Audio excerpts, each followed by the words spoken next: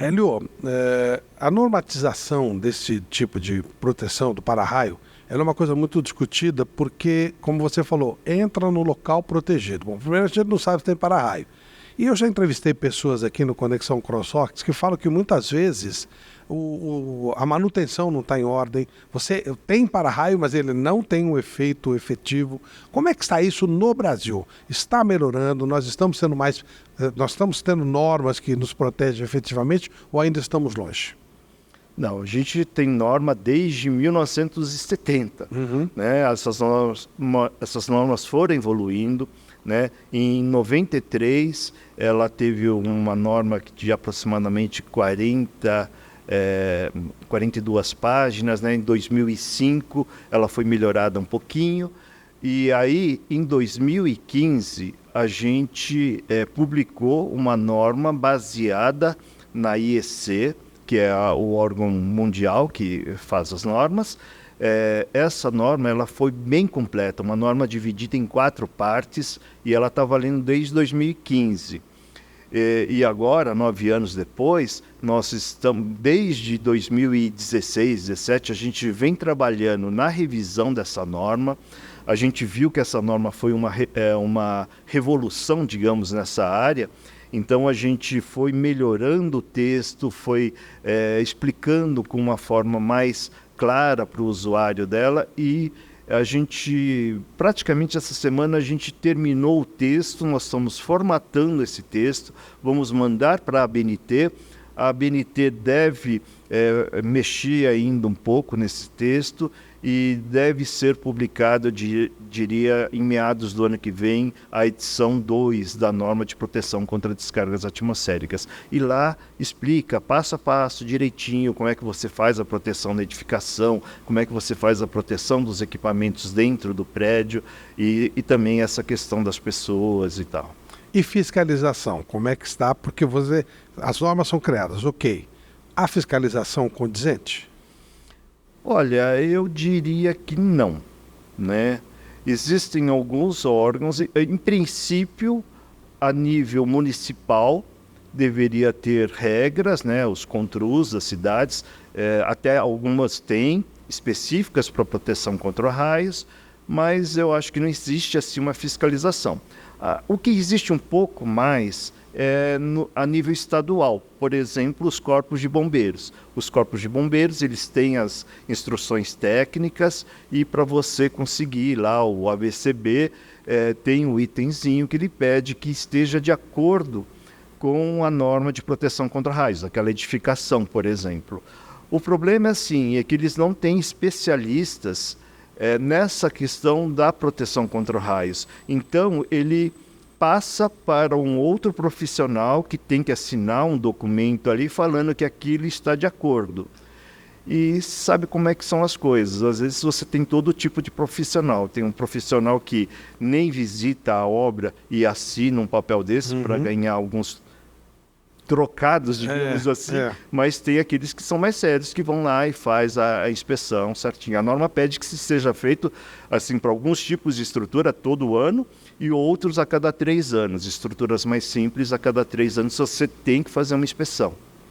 Evoluiu muito, então, esse sistema de proteção? Há uma evolução muito clara, pelo que você está dizendo? Sim, houve uma super evolução, principalmente porque a ciência ela estudou muito isso. Né? Então o pessoal fala assim, mas o raio é o mesmo de 1970 para agora, o que mudou? Né? Na verdade, o que mudou é o estudo em relação a isso. Então a gente tem grupos que se reúnem todos os anos ou a cada 2 anos e de cientistas no mundo inteiro e que eles estudam. Então hoje você tem, por exemplo, cientistas que jogam um foguetinho em direção à nuvem e capturam o raio. E aí coloca ali a sua medição, instrumentos todos e consegue ver, poxa, qual é a corrente desse raio, qual que é o campo eletromagnético que ele gera. Você consegue entender muito mais. Existem vários lugares onde eu tenho montanhas, onde lá em cima eu tenho uma torre alta de 60, 100 metros. E ela fica ali monitorando tal, e quando o raio atinge essa torre, você consegue capturar a corrente do raio e fazer todos os estudos. Esse raio foi assim, foi assado, né? Existem câmeras de altíssima velocidade que você consegue filmar e verificar todo o comportamento dele, como é que ele se comporta vindo da nuvem para a Terra. Então você vê cada ramozinho, você consegue estudar isso daí. Você tem outros tipos de sensores de campo elétrico, sensores de raio-x, que ele emite raio-x também. Então a ciência está bem antenada, ela vai procurar essas coisas e hoje ela conhece muito bem o raio e ela consegue desenvolver métodos de proteção para isso. Fiquei impressionado quando você estava explicando no começo, você falou, o cientista lança um foguetinho e ele captura o raio? Como é que é isso? É assim, né, que ele captura. Na verdade, você vai monitorando o campo elétrico na Terra e aí aparece aquela nuvem.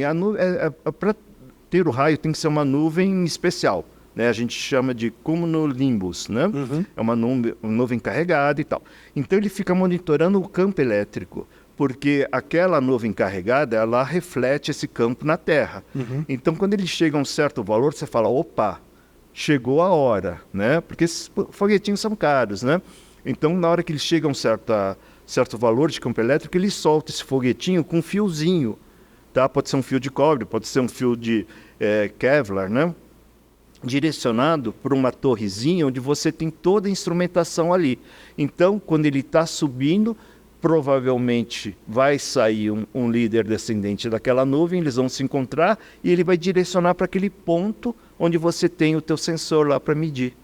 É uma coisa muito assim, específica, muito ciência. É sensacional. Sensacional. Uhum. Aí você consegue ter todas as variantes do raio, por isso que dá para se estudar, né? Poxa, é sensacional, isso é maravilhoso. Aqui no Brasil a gente teve um site que funcionou bastante tempo em São José dos Campos, né? Eles fizeram uns estudos lá, mas eu acho que ele já foi desativado. Mas a gente tem isso nos Estados Unidos, em Gainesville, a gente tem em New Mexico Technology, lá tem uma torre dessa, eles trabalham com isso, e tem em outros países, na China, em vários outros países, e o pessoal vive estudando isso aí.